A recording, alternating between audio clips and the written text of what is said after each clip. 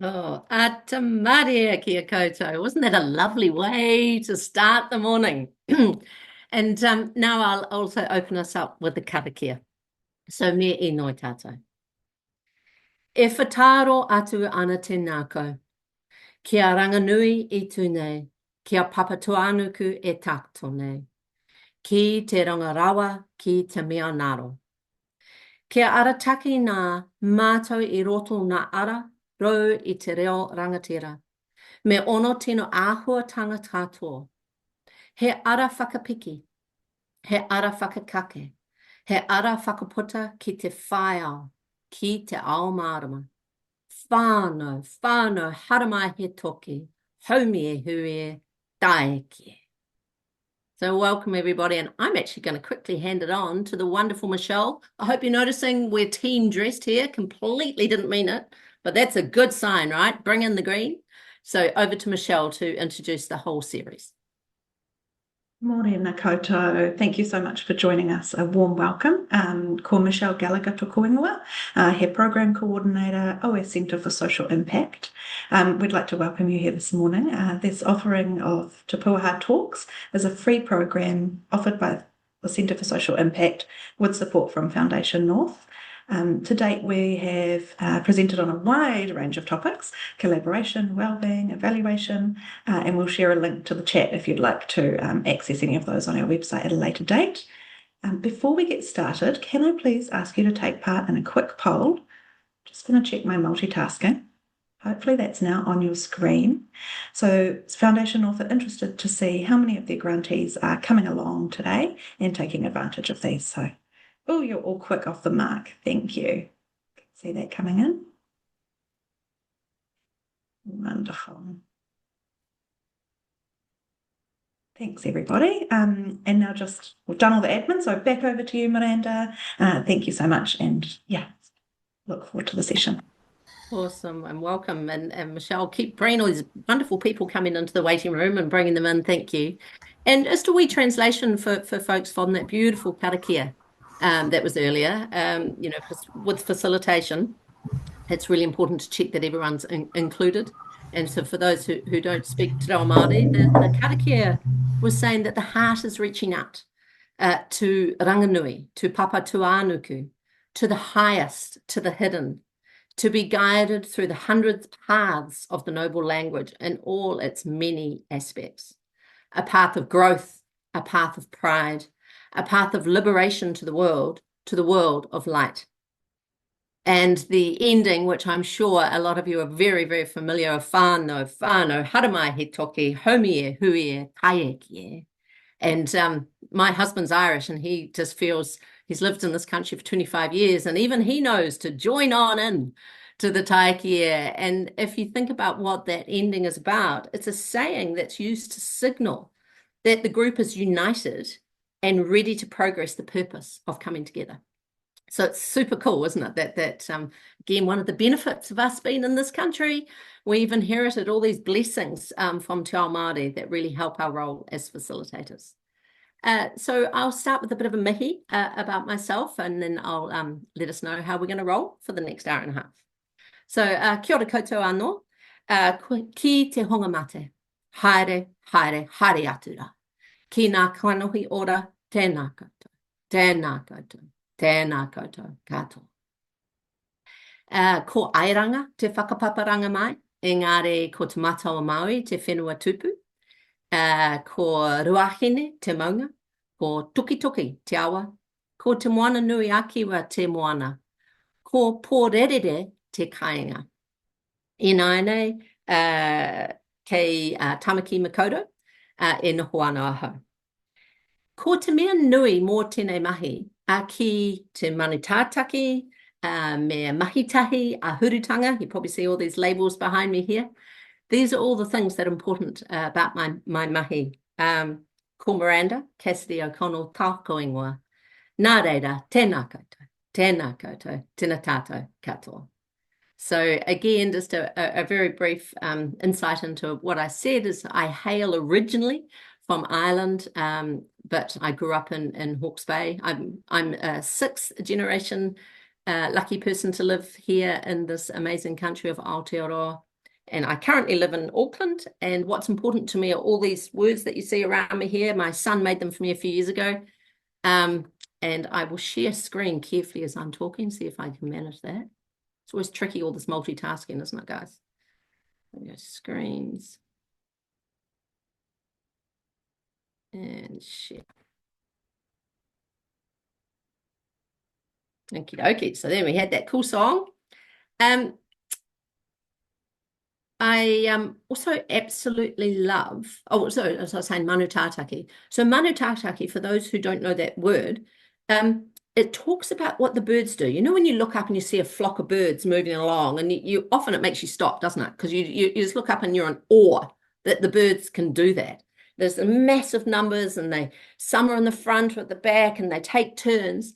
That whole process is the tātaki. It's them weaving together as the manu. And that's a lot about collaboration. And so I thought this whakatuaki was really appropriate for us as we start this talk today. He koaka mā rangaranga, kotahi manu I tau ki te tāhuna, tau atu tau rā. And it's the koaka, or the godwit, is a bird of such power and mystery. And, Māori have much celebrated the koaka, and so there are many whakatauki and whakatuaki about the koaka. I thought this was a really good one for this talk because it's that concept that facilitation is a shared endeavor. Yeah. So leaders and followers work together, because sometimes people think the facilitator is this all almighty expert leading things. Well, you couldn't be further from the truth, right? And the facilitator is a part of a big system. And I thought this whakatauki was really important for that. So what do we even mean by facilitation? Yeah. Incredible quote by the one and only unique Adrienne Maree Brown. At its most fundamental, facilitation is the art of making things easy, making it easier for humans to work together and get things done. I absolutely adore this quote. I have it on my wall. If it appeals to any of you, jot it down as well. And I'll just briefly say why I love it so much. First, the art. Right? So facilitation is a very creative endeavor. Then the easy bit, easier. And that's the essence of this whole talk, to be honest, is what is ease? What is fun? What is joy? And then that working together. That's it. That's the human endeavor, isn't it? To work together and have action, get things done. So that's my working definition, courtesy of Adrienne Maree Brown. That's setting the frame for this whole hour and a half. Making things easy for humans to work together and get things done. So what are we going to cover today? So we're going to, believe it or not, have a breakout, which would be fun with the numbers we've got going, but we can make this happen. We can do this. And that's an opportunity to really find out what sort of fears and hopes that people have for facilitation. It's really important to share that and air it out, because then we can work with it. Then go into the depth of why do you need to look at fun? What is it about fun that is so important for facilitation, right? And then once we've got that why and everyone's like, sweet, I'm in, how to unlock it. So how do you really get to find the fun with some ideas and practices? So this whole time, we're going to learn together by doing. I see on the lovely list and the people coming through on the chat there, there's a few people on here that I know. And so you'll be well used to my facilitation style, that it's about the participants doing the work. Yeah, it's very much a doing. Facilitation is something you only learn by doing. So I've designed this hour and a half to be kind of inside out, outside in. It's not just me chatting to you. It's making it happen so you're engaged all the way through. And so I'm giving you a tip right now that at the very end, the last 5 minutes, you're not allowed to leave, guys, because there's an ask of you at the last 5 minutes, which is for you to put in the chat one thing that's resonated with you through this hour and a half. One thing that's resonated might be an idea that you've not come across before. It could be a quote, could be a cool pick, could be a practice, but one thing that's resonated with you, and we're going to ask you to put it in the chat. All right? So that's going to be one ask. Whenever you facilitate, you have to have an agreement set with you as the facilitator and the people in the room, right? Because it's a contract that you're entering into for that time that you're all together. So the working agreement that we've got going for this talk, the CSI staff, the ladies in green, that's me and Michelle, our job here is to set the time and the tasks. And I promise you, we will definitely keep on time and be very clear. We're going to share the information we've got super clearly and hopefully in a fun way that it resonates with you. And we're going to keep the purpose of this front and center. Now, this one, I really tangled with this a bit, because when I was asked to do this talk, I thought, jeepers, an hour and a half on facilitation. You could spend days and days learning about facilitation. In fact, for all of us here who facilitate, we know that it's a lifetime journey, right? Every time you do a facilitation, you learn something new. And so I thought, well, how do I go about making this hour and a half really useful? And so I thought, let's have a very clear boundary on what we're looking at. So we're going to hone in. The purpose of this is to understand why fun's so important, and just a few tips on how you find that fun. Okay, so that's my sort of waiver. We're not here to learn zillions of techniques like mind maps and timelines and all that. That's not this morning, but we've got lots of resources for you to follow on afterwards. So the purpose is, why should you find fun when you're facilitating, and how do you go about doing that? Okay. What I'm asking of all of you guys, all 74 of you on at the moment, is please bring attention to this talk, right? So you've already moved your lives around to make this hour and a half available. Please bring your full attention to it. Thank you. That's really awesome. And there's the ask that you bring your information, your insights and your ideas to the breakout and to the chat. So chat's a really interesting one. And again, I'm talking to you knowing that there's probably a continuum of facilitation experience here. Some of you have probably been facilitating for over 30 years. Some have never done one and just been told you have to do one next week and you're terrified. Or some know that you would like to, right? So there'll be a range of you who with your facilitation. And with online facilitation, I find it really interesting how people react to the chat function, right? Some facilitators hate chat, and because they think it splits people's attention, and I understand that. In this situation, we're going to embrace it because I've got Michelle working with me, so we're a team, right? So again, as I'm chatting with this guys, even just the chat, write down if that's a good idea. If I want to use the chat function, make sure I've got someone to help me.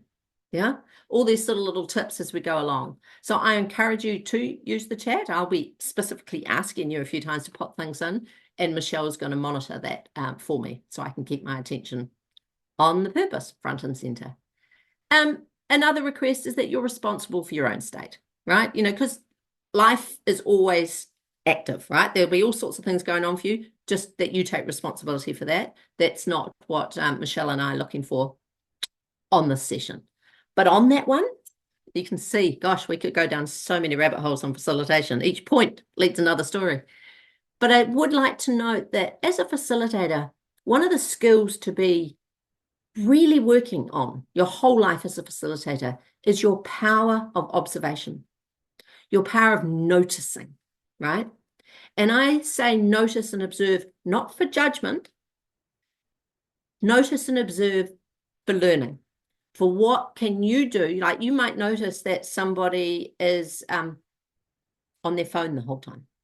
You might notice someone is talking to in the corner. You might notice that someone looks upset. You might notice that the door keeps slamming. There's all sorts of things that you might notice as learning for you to do something with, for keeping the conditions good for your participants. Real practical stuff. Please keep your mics on mute. Your video is optional. When you get to breakout though, please do put your video on. It's much easier in a smaller group to engage with people if you can see their face. That's helpful. Right, so that's the working agreement. When you begin a facilitation, it's really important to have some specific, some people call this next lot guidelines, some people call them rules. I tend to call them conditions for success because, of course, that's just framing. If we keep to this stuff, it's going to be what we want. You'll notice at the bottom of this list, there's a ... right? Because I know, this is my first request of you guys in chat, I know that heaps of you are facilitators. And so you'll have your own preferred guidelines and rules that you like to put up when you're working with a group. Can you write some of them in chat, please? because that will help others. And while you're doing that, I'm just going to talk about some of the ones that I tend to use. The first one, that all ideas are valid, right? And that is it's acknowledging, by saying that, is that everyone's map of the world is their map of the world, and the way they think is the right way for them to think.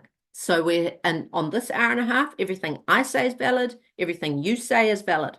We're not here to debate any of it, we're just saying it has validity for that person. All information we share is public, and we actually have a whole next level with this. Te Pūaha is a beautiful resource that CSI put up, supported by Foundation North, and it's very much about getting information out there. So do have that in mind when you're writing in chat and in the breakout, that we are going to, in addition to the slides that I'm sharing here and the video, we're going to take the information that you're sharing with us and add it to be a kete to share, right? So you can hear that it's not just me that's sharing here, it's the whole, what have we got now? So there's 78 of us are going to be sharing our joint wisdom with others to follow and read. How cool is that, right? So we're doing a contribution today, collectively. Listening is encouraged. At the end slide, we've got one on resources, and I've got a whole one there on Theory U. Again, I'm not talking about that now, other than to note that Theory U has got an incredible breakdown on the layers of listening. So there are 4 levels of listening. And so all I'm going to say now is please bring some solid listening to this. And what I mean by that is there's a tendency on your sort of layer 2 listening, level 2, to start hearing what someone's saying, go, oh, yep. You match it to your own experience, and then you stop listening, right? So I'm encouraging to just take a bit more. If you hear something, it's like, oh, yeah, that makes sense. I do that sort of thing. Keep listening a little bit more, and there might be some more information to add to your kete. Observe the timeframes, particularly in the breakout. Have some fun, of course, it's the topic. You're allowed to laugh, you're allowed to smile, you can boogie. I hope you're all boogieing along to Nick Mulvey before. And be curious. Thank you. So Michelle, are some things coming in chat? I'm not even going to look. Yep, great. So we are going to go into a breakout. Oh my goodness, you're like, really? There's 76 people? How the heck, right? So the reason we're doing this, so when you're setting up whatever your facilitation situation you're going into, I expect that as a facilitator, you should do some pre-thinking about that, right? I don't think it's smart, and this might upset some people, but I don't think it's smart to wing it entirely, right? If you've been asked to be a facilitator, there's a level of respect for you, for the people that are going to come into room, and a level of expectation that you will have done some pre-thinking. And so when I do my pre-thinking about facilitating, I have goals, right? For each activity or each part of the day or many days that you're running. And I have overt goals. So by overt, I mean things that is pretty obvious. In fact, you talk about it with the participants. We're doing this for this reason. I also have covert goals. I've spent some additional time for myself saying, by doing that, what are some other things that are going to be achieved that won't be really apparent to the participants, but are going to be super useful for the overall results we're wanting to achieve. For this purpose, for this talk, I thought, share them all, right? Because we're here to learn. So again, this is the inside out, outside in. So the overt goals for us going into breakout are that you find out who's in the room. Have you guys all been to facilitated sessions when you don't get to find out who's in the room? It's horrible, isn't it? Because you listen, they go, well, who's there? Who's that person over there? And am I meant to be in this room? You don't get any chance to settle yourself into who's there. And there are plenty of ways to find out who's in the room. Like you might say, oh, there's more than 20. We don't have time to do that. You can always find a way. You don't have to always do the everybody intro. So in the breakout, we're going to find out who's in the room. We're going to have a chance to do whakawhanaungatanga. And again, what an incredible practice to have inherited living in Aotearoa. So whakawhanaungatanga is this beautiful practice of connection, where by taking the time to introduce yourself, to say a little bit about yourself, that happens. When I give you specific instructions, we'll find out we're going to have to do a slim version of it though.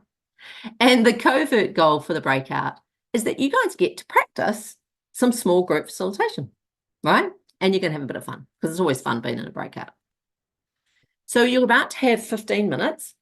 We'll start the 15 minutes from when you're in, I promise, not from now with me still chatting. And so I can see there, I don't know what your math's like there, Michelle, what 72 is divided by 4. So I'm going to talk to you a little bit about my thoughts of this, why we've gone for 4 breakout rooms, even with the big numbers. Back to the goals, you saw what we're wanting to achieve with these breakouts. And I know that the guts of this talk is about the fun and the tips for fun. So I didn't want to use the whole hour and a half on the breakout, right? And whenever how many breakouts you have determines how long your report back's going to be. So I thought, okay, let's have 10 minutes of report back, which I'm really interested to hear. Just saying, it's going to be fascinating to hear what you are all thinking, your fears and hopes are. So we're going to have just 4 breakout rooms, which means they're going to have quite a lot of people in them. Yeah. So listen well for the instructions I'm about to give. And as you're listening to this, reflect for yourself.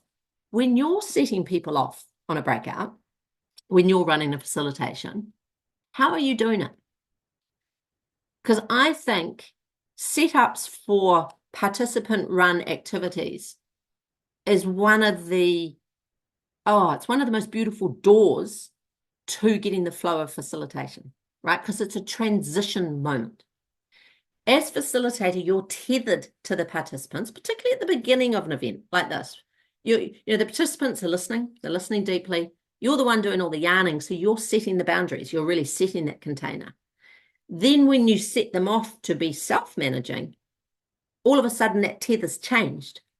And so all they're left with is the instructions that were given, right?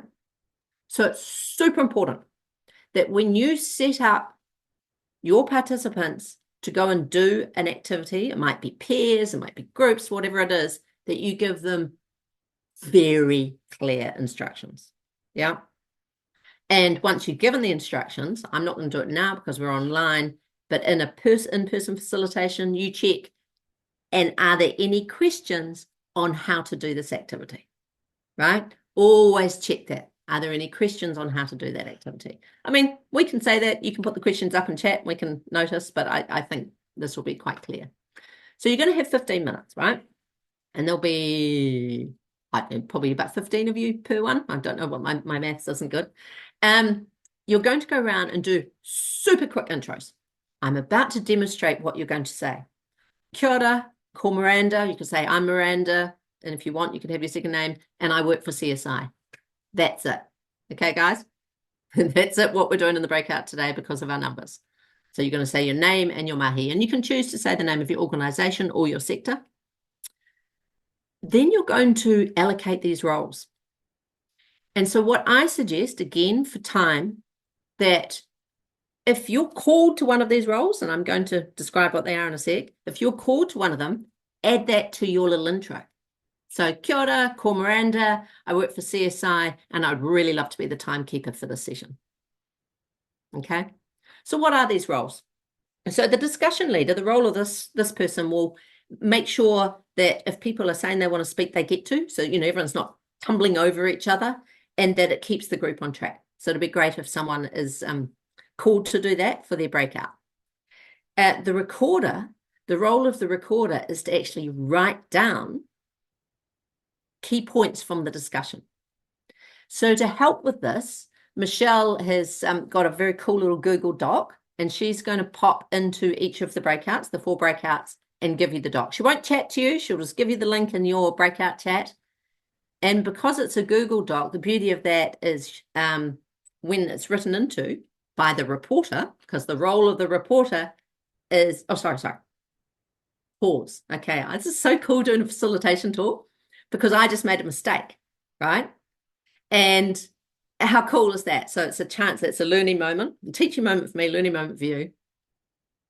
I made a mistake and I was starting to mix up the descriptions of the recorder and reporter. What do you do when you make a mistake? You pause. Just pause, breathe. Probably got a few benefits. Maybe people are like, oh my goodness, I make mistakes all the time and I don't know what to do. And I keep talking, then I get myself into a muck and I'm really lost, Pause, right? So we've said what the discussion leader is. We've said what the recorder is. So the recorder writes in the Google Doc. The reporter, the job of the reporter is to be the one who comes back after the breakout and gives the 2-minute report back, right? I would ask you to not fall into the trap that often happens where the recorder and the reporter are the same person. And the reason for this, and again, this is another tip for you guys out there facilitating, if you do accept that the recorder and the reporter are the same person, you are instantly limiting one layer of configuration of diversity, right?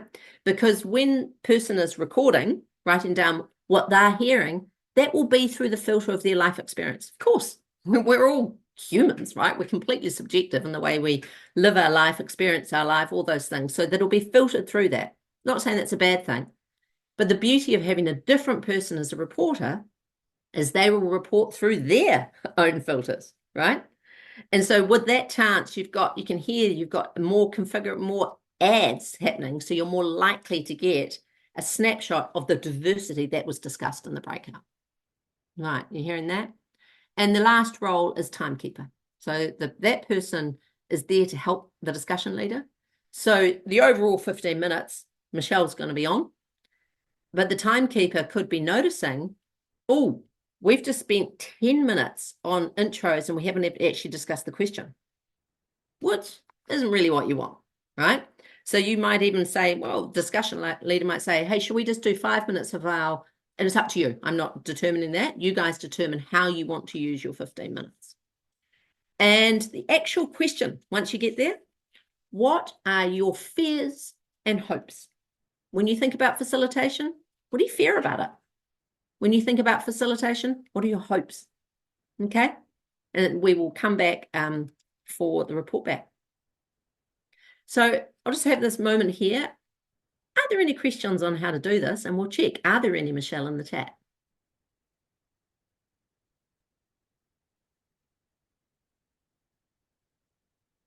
No? Not yet. No, that's good. That's great. I'm hoping that because that was quite a long description. So we will head off. It's now 9:30. And so Michelle will put you into one of 4 breakouts and you guys know what to do. These instructions are also going to go in your breakout. So we'll see you back at 9:45. Enjoy. Welcome back, people.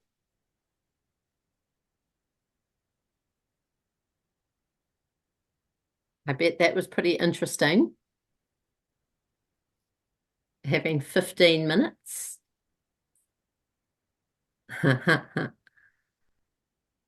Awesome. Everyone's just coming back in. So you probably know the breakout room number that you're in because you had your lovely piece there. So I'm just letting you know the order of report backs so people can be calm with that. So we're going to have breakout room 4 first. So whoever the reporter for 4 is, you get ready. And then after 4, we're going to have breakout room 1. And then we'll have breakout room 2. And then we'll have breakout room 3. So in order just to reduce any tech issues and anything, Michelle will do the screen sharing for you because the beautiful thing of Google Doc is it is shared instantly. So Michelle, when you're ready, if you can share breakout room 4, and then who is the reporter, you have 2 minutes to walk us through what you've learned. And obviously come off mute. Hi, that's me. Kia ora koutou, everyone. I see that for our discussion, we started off with something positive and discussing the hopes of what we get from our facilitations. And generally, it is around both having a good process and space during the facilitation and also having good outcome. So in terms of the process and the space is that we hope to empower, we hope to have create a safe space that people are engaged during the facilitation and feeling connected and vibing and getting a sense of being togetherness while in the facilitation workshop. And the outcome that we're hoping to achieve is that people feeling empowered, having different perspectives on the issue and feeling they have learned something, is have taken something positive, and also sometimes coming into the facilitation workshop and taking away something that they didn't expect to gain or pick up, which is always a positive thing, that we learn something we didn't expect to. And some people have also mentioned that they hope to get a positive review as a facilitator themselves too. Um, I guess a lot of the fears that we shared amongst each other are around potential things that can go wrong. So about maybe like the facilitators their own failure in balancing the power relations in the room, where maybe only the most dominant voice or the loudest voice get heard, or that they feel as a cohort or as a participant and facilitator, they are overwhelmed with information and feeling stuck with the problem or topic they're discussing, or that the general conversation has become scattered and less focused and going off everywhere, where people are distracted by lots of different tasks and topics and potential points to discuss. And that also relates to like people losing attention, or perhaps the kind of people or like the people attending can be a potential factor being disruptive and distracting also. And I think that's kind of the general overview of what we discussed. Thank you so much. That you did that beautifully and to time. Thank you, everybody, for that great model. Cakes, and we have the breakout room 1. Thank you so much. Who's the reporter for room 1? Michelle, you can.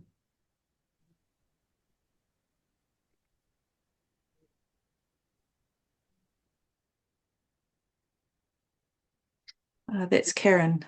Yes, it is. Kia ora.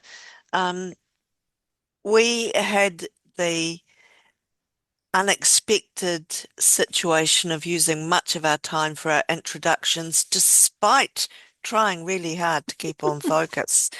And really the 2 areas that came through, because we shared our hopes and fears in the chat, and then chose from that what to actually discuss, was first of all that a common hope that we had was that there would be a sense of togetherness, a sense of connection, and a sense of purpose in coming together as a group.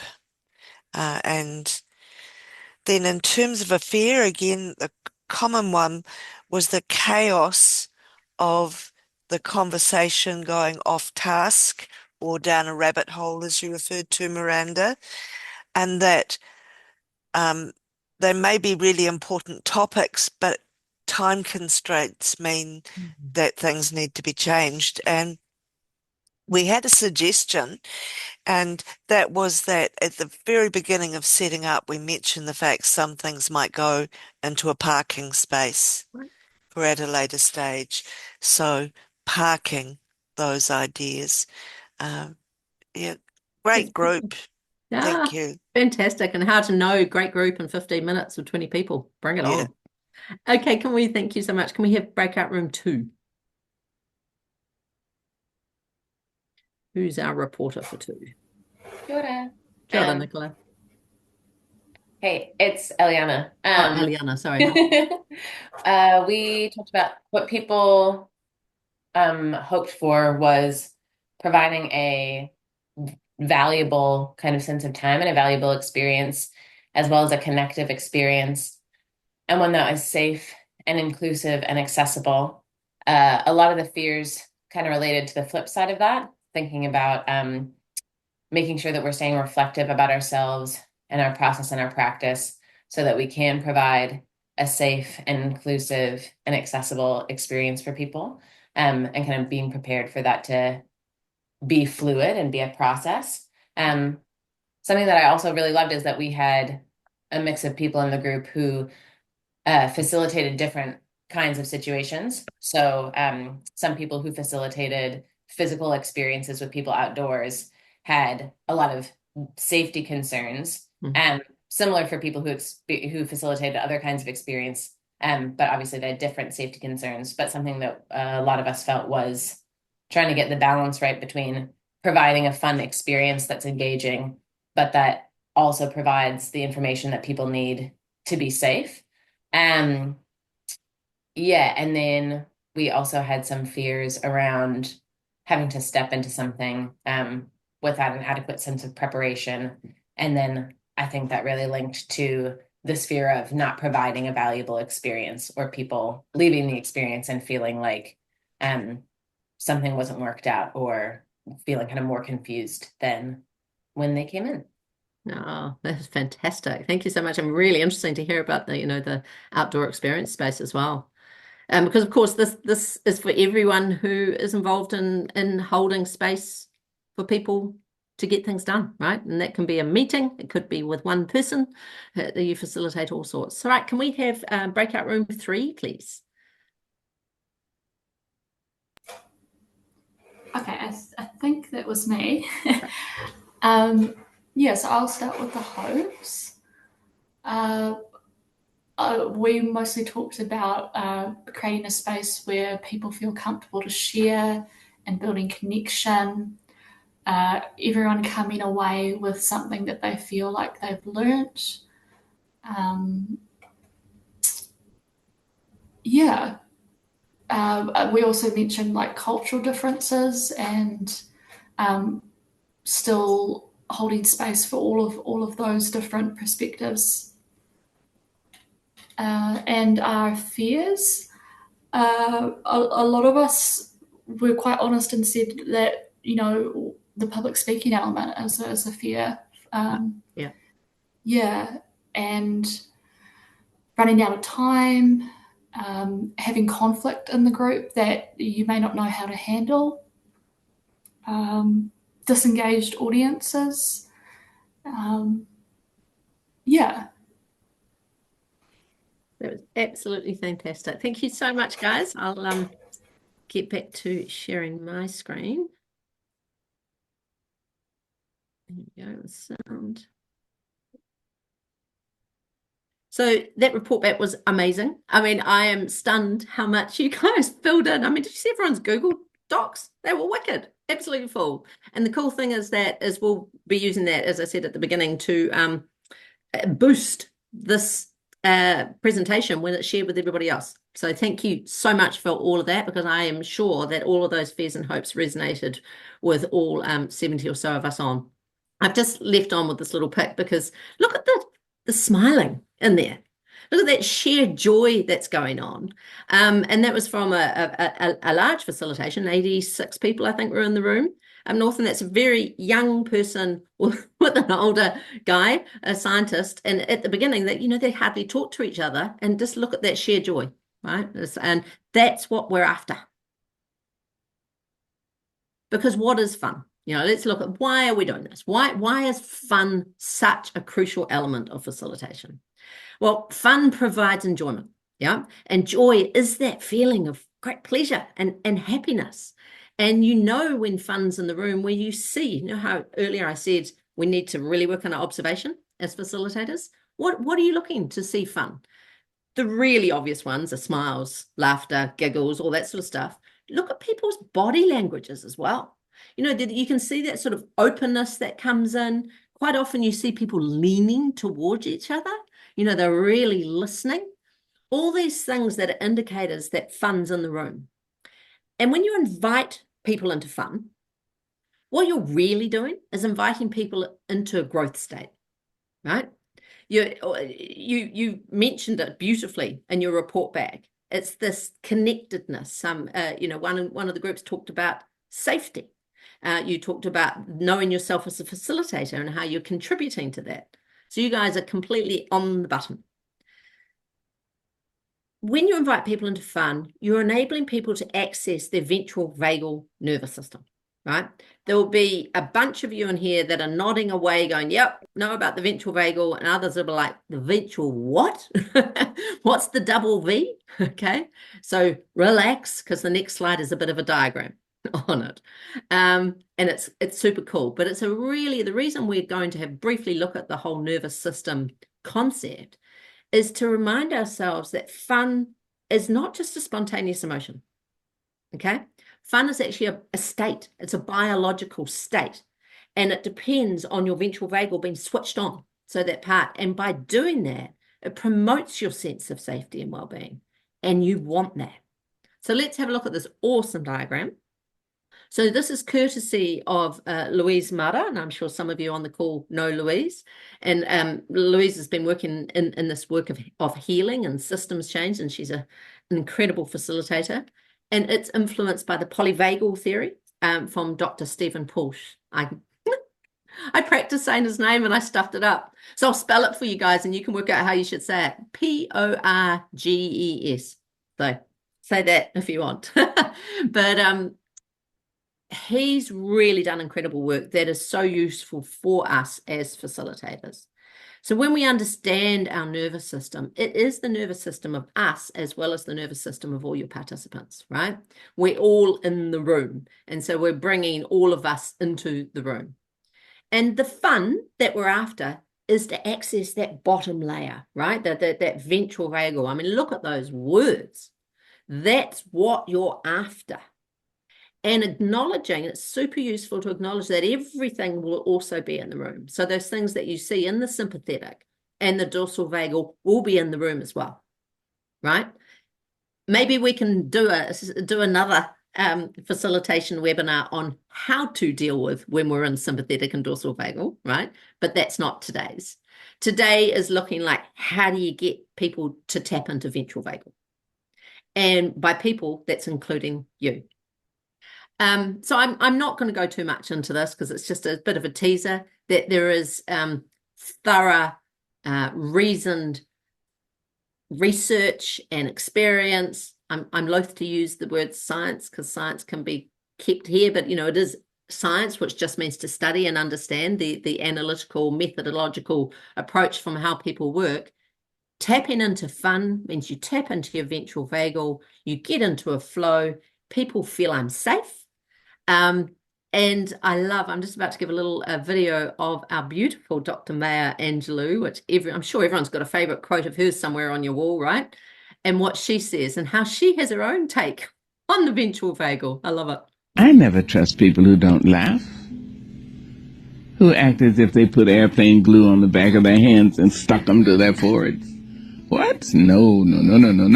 They didn't come to make a difference. If you've come to make a difference, you laugh as often as possible. What is the mystery behind laughter? What is it that it allows the factories in the body, the various glands, to create more endorphins, which go around the body? I think of them as little visiting physicians knocking at the door. You okay in there? Would you like to have a couple of aspirin? looking after things.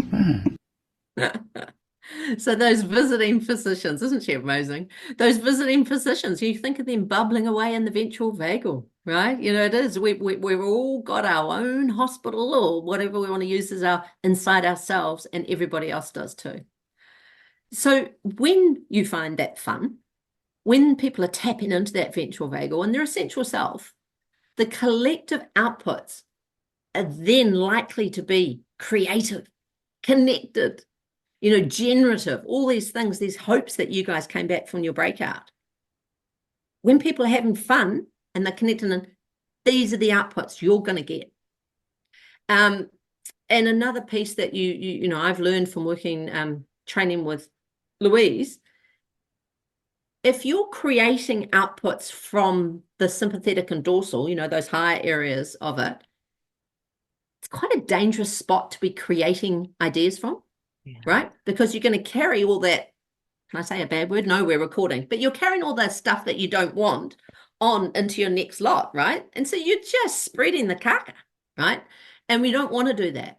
But if you're creating collectively from that ventral vagal space and everyone's doing that, those collective outputs are going to be successful over time, and they're not going to keep on carrying on the trauma. They're going to interrupt it. You're actually going to get these good outcomes. People are going to get the togetherness, all those things that you're wanting for your hope. So we know why. So my little recipe for this, just to help us get a bit of a frame. And remember, this is just a little part of facilitation, but it's a fun one to look at. It's worth going in deep a little bit on it. How do you get this recipe for fun? It's the two parts. The first up, and it was already mentioned in one of the breakouts, the role of the facilitator state. You know, who are you? What are you bringing? How are you making sure you're accessing your ventral vagal, right? What is the state you are as facilitator coming in?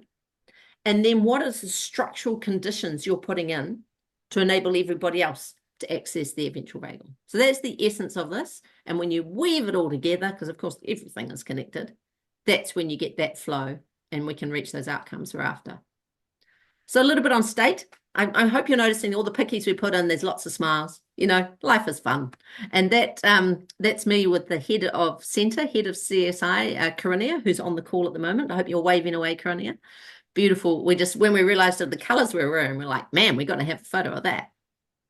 So what's in a facilitator state? What's in any individual state? It's a combination of your energy and your beliefs, right? And energy is, gosh, how do you even define energy? It's that mix of physical, mental, and emotional vitality that you bring. And as a facilitator, to make it easy, remember that lovely quote from Adrienne Maree Brown at the beginning, to make it easy, you need to find ease in yourself. Yeah. This is not going to be a lesson on all the things you can do to find ease, but in the resources slide, we've put you towards another wonderful CSI colleague, Tuihana Ohia, and she's got a beautiful set of resources called Ngahere. And it includes one that we all do without thinking, but we can do with more intention, human superpower, and that's breathing, right? The power of the breath is gobsmacking. You know, earlier in this thing, when I made a mistake, I was like, just take a breath, you know, connection with nature, all the things. So I would encourage you as a facilitator that part of your discipline is to keep practicing your own resources, your own practices that help you feel at ease, that you can tap into your ventral vagal. What do you need to do? You know, what can you do? So you bring that to your facilitation.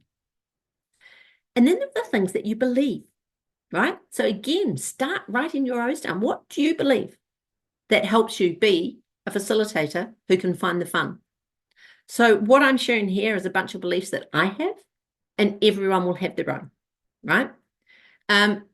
The first one that they absolutely have is that people have all the inner resources that they need to succeed.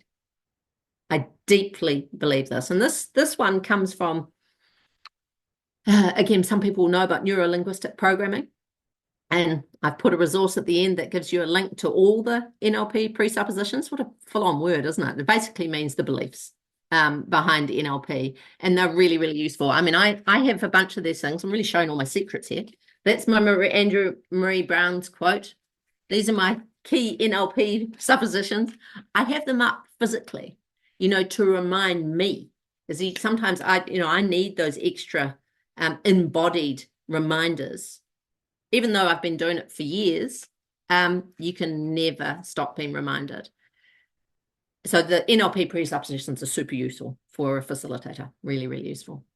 And this one about having all the inner resources, it's that complete belief that if people are given the right conditions, they'll be able to tap into their ventral vagal, right? And that is so useful, not only for you to think that, for them to know that you think that. Because then the chances of them tapping into it are much higher. You know, don't come in with, oh, I've got a bunch of difficult people and they're not interested and all that stuff. That you will put that juju out there. Instead, you come in with everyone's here because they're choosing to do something, because they're passionate about the kaupapa. It's a really useful belief. This next one, structure enables flexibility. And I'll talk a bit more about this in the conditions one as well. I do this as a mum. I do this everywhere. And it's not that I'm over-organized. I always laugh. My husband for years has said, I say, would you like a list? You know, if I'm going away or something, he goes, sure. But remember, I treat it like a menu in the sense that, structure gives you something, but what it means is then you can go off the menu, but you know how to get back. So again, it's just back into that safety space. It would be crazy to have a structure that you're sticking to regardless of what's going on in the room, right? That's not what we're talking about. We're talking structure that enables adaptation and flexibility, but again, that you've put the thought into it. The next belief here, I really use this one, that this is new. This moment we're in right now, it's the first time that we've had this moment. And by something being new, it liberates you from those expectations. And you might think, oh, I'm facilitating our team meeting and it's the same team each week. Look, Eliana's pussycat. Sorry. So that's new. That pussycat hasn't come right up and put its face directly into me before. So it's a really interesting one. So I've had experiences when I've been facilitating and there's palpable tension in the room, right? And so I've spent a bit of time on this, embodying this belief. And I get people to say, okay, can people tell me about something they've done for the very first time? And so some people might say, when I learned to ride a bike, or it might be a physical skill, it could be anything. And they talk about that and they realize that no one expected them to be perfect when it's new. They were able to give it a go. And all those things that go with new adds to that liberation feel. And I think that's really important as a facilitator to remind yourself, this is the first time I've done this configuration of things. So I'll give it a go. I'll give it my best shot. The sharing is another useful one. Facilitators are not experts. And most of, not to be honest, no one's an expert in, because, how do I get this one? Nick Mulvey in that beautiful song at the beginning, he said, we've got mountains to move. We're in a soup of complexity in our world at the moment. Everywhere you look, right, it's complexity. And as facilitators, we have the privilege and responsibility for assisting a way to navigate and dance through that. And that's a shared work. So again, that's a liberating belief. I'm not here to fix it. I'm simply here to make it easy for people to work on it together. Yeah. Anxiety, maybe nervous, maybe anxiety is too big a word for it. I have never gone into any facilitation without feeling some nerves, right? And embrace it. To me, that's an indication you're doing good work. So back to a systems change space, I believe most change, transformative change, happens with some discomfort. It's when you're on the cusp of things. You've got that mix, the two waters meeting, all these metaphors you can have. And so your nervousness is an indicator that you're doing good work. So thank it. Say, oh, you're here. It must mean I'm doing some good stuff. And the last one's pretty flip, but boy, sometimes it can help. I mean, I've run some meetings where there's hundreds and hundreds of people in the room, and you've prepared for it for months to get to it. And you can feel those nerves kicking up and you go, just remember, it's just a meeting, right? Do all these other things and it's just a meeting. So one of the processes that I'm lucky enough to be trained in is a thing called future search, which is a particular approach where you bring the whole system into the room. And the founders of Future Search are a beautiful couple called Marvin Weisbord and Sandra Janoff. And Marvin just died last month in April. And last week, I was at a celebration of his life, and I found myself taking notes of what people were saying about him and the impact he'd had as a facilitator. And this word cloud is from that. And I thought, it's kind of cool to share it with you. Because do you see the joy in there? Do you see the state that he was bringing to the room? That people were reflecting back years later. So Marv, he strove for wholeness in a fragmented world, right? And I'm sure all of you are similar. That's why you're drawn to facilitation. And Marv believed that when you make the circle bigger, things get better. And when you make the circle smaller, things get worse. And these are really useful things for you to reflect on as a facilitator, right? So I'm not going to teach to some of the fears that would come up, but I'm tempted to touch on one because it came up a few times about power relations and conflict in group and all those sort of things, right? And I think that circle bigger piece is to be really noticed in that. For example, if you notice that someone is getting quite agitated, as facilitator, go and stand alongside. Note it, say, who else is feeling like this? Right? So you're instantly moving it from being an isolated problem of a single person to something that the whole group is sharing, and you're making the circle bigger, and you're much more likely to be able to have it popped into the group to be worked on collectively. Lovely, lovely, Marv. And here's a picture of Marv and Sandra, because this is a quote out of one of their books, and in the resources, I've popped up a couple of their references. They are amazing books as a facilitator. And in fact, Sandra and her, now that Marv's passed, her Northern Irish colleague, Michael Donnelly, they run training courses in how to be a facilitator in the sort of stuff that we're doing today. And they're amazing. And they have this beautiful quote, right? We found that we got the best results by focusing everyone on the same goal. Imagine that. That's what you're there for, right, facilitators? Creating structures for self-managing and getting out of the way. Yeah. You don't have to be in everything. I wasn't in your 15-minute breakouts, and look how amazing they were. So conditions. This is the second part. Remember, we had state, conditions, and fun. What are some of these conditions you can do? Love Marv and Sandra's quote there. Control structure, not people. Yeah?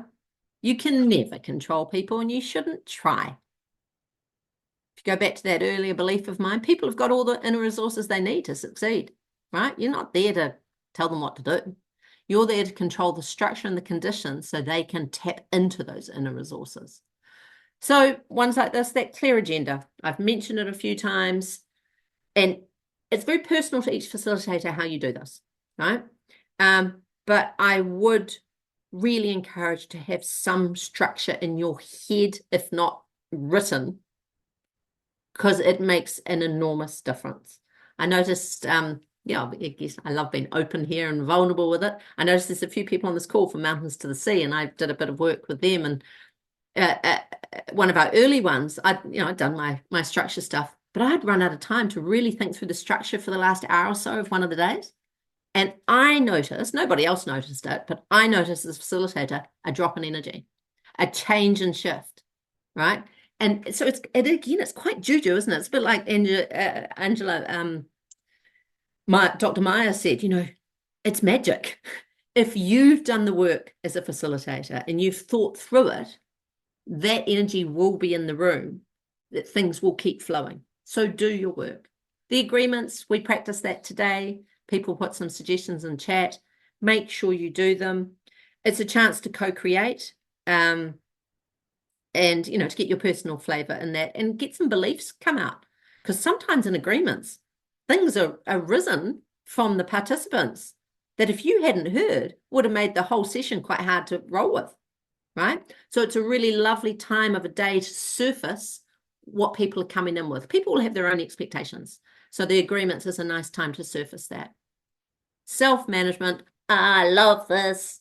Absolutely love it. You guys self-manage that breakout.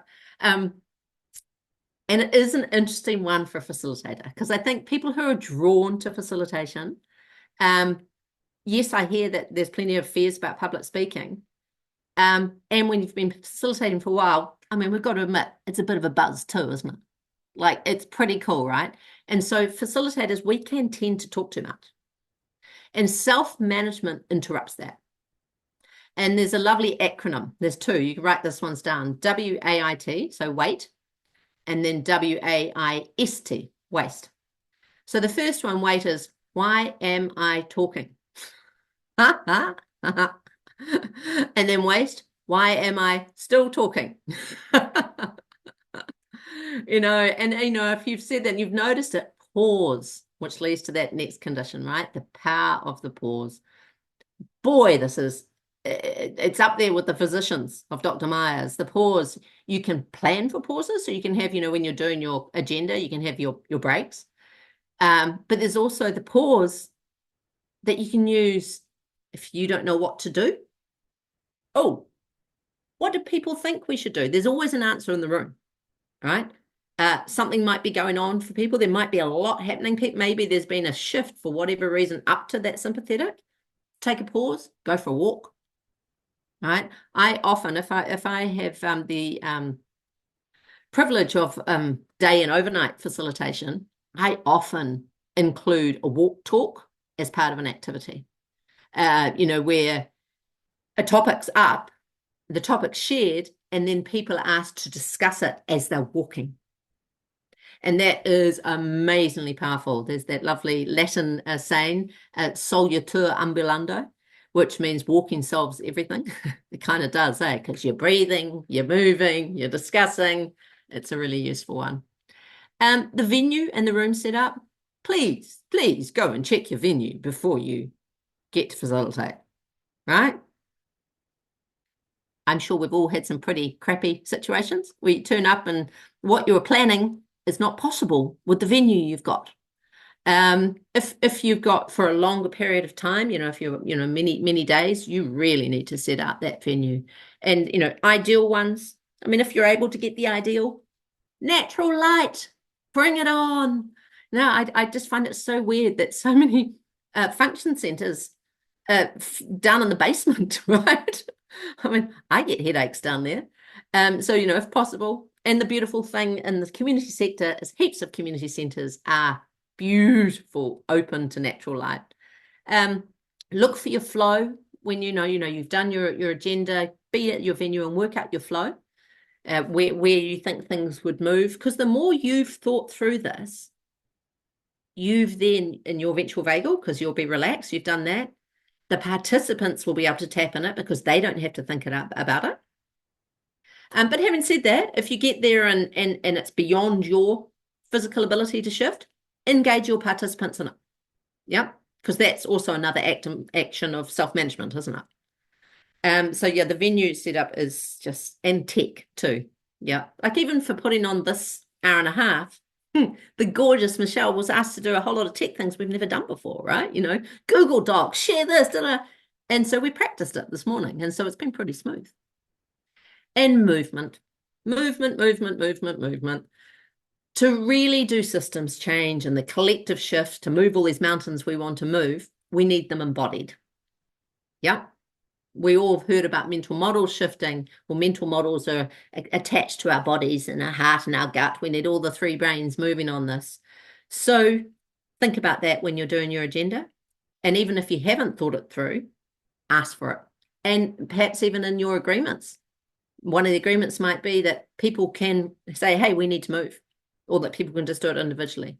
So make sure that you really have these things. So these are top of list. Of course, we could come for days on this, but I hope that helps. These are the kind of structural things that you can put in along with the work you're doing with yourself all the time to really have fun in the room. Yeah, really have fun in the room. So now I'm going to share the resources a little bit. So as I said here, we've got Marv and Sandra. Their books, the title of that second one's a classic, isn't it? Don't just do something, stand there. So you have to really think about that, right? It's like, what? Because we normally don't say that, do we? And I love it because, even as a systems change person, I often work with people over a long amount of time, and people tend to just do something, which means they've jumped to solution before all the crucial work of who are you? Are we jointly committed to this? What's our kaupapa? All the things you need to actually do to achieve transformative change. So don't just do something, stand there.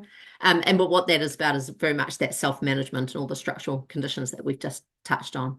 Theory U, so these when you're sent these slides, these are all hyperlinked.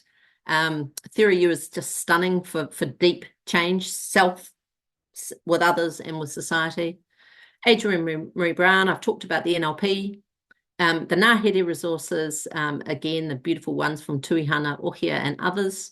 And Haumanu is another systems change approach that the CSI is supporting. And hopefully, if any of you are intrigued by what you've heard today, you might go on to the CSI website and have a look up some of these resources. They're absolutely amazing.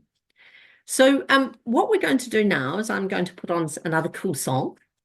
And while that song's on, I'm going to ask you guys to go into the chat and write an idea or practice that's resonated with you from today's session. Yeah, really, because it would be knowing that what you're writing in here is going to help everyone else.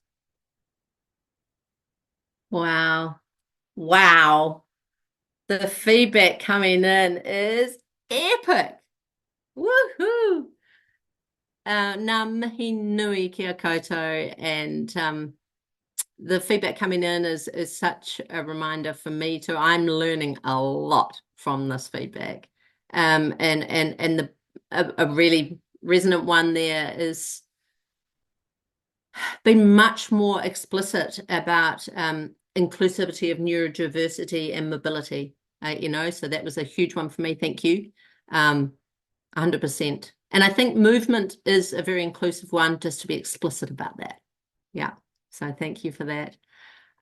Just stunning. Really, really appreciative of all that you've contributed to this. I hope it has been a learning experience. Of course, facilitation is what we all bring to every moment we have. And that it's a privilege for us to be facilitators. Yeah. And it comes with a lot of responsibility, but boy, that can be fun. Learning from the power of Thich Nhat Hanh, with Buddhism is we've actually got an imperative to make the most of the joy in our life. Yeah, because that joy resonates out. And let's bring it into every meeting that we facilitate. So huge thank you to you all. There is a short survey that Michelle's going to put up, and I know we've asked a lot from you in terms of input, so huge thanks for it. But this one's really important because it helps it keep going for CSIs. So Michelle's popped that up there. If you can skip, it's a really quick one. So if you can just do that survey would be great.